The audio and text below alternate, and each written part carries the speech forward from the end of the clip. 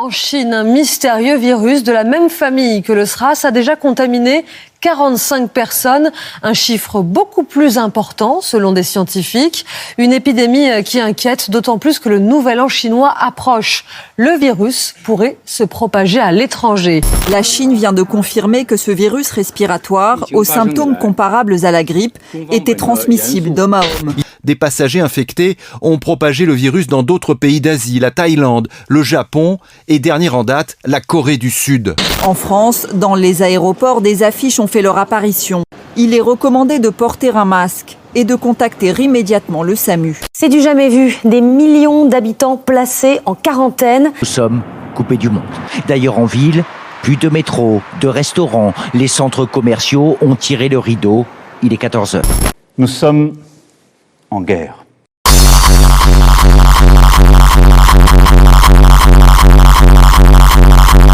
En guerre sanitaire.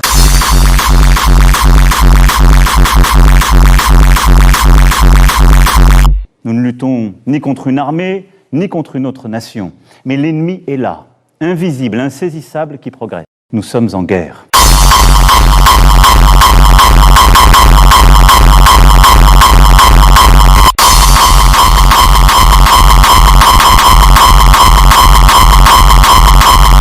Les restaurants, les bars, tous les commerces non essentiels à la vie de la nation ont également clos leurs portes.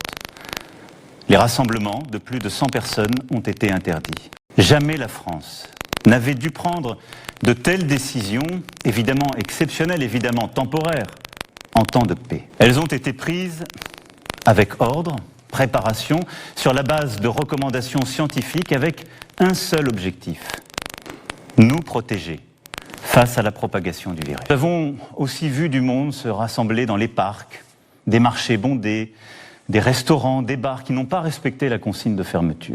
Comme si au fond la vie n'avait pas changé.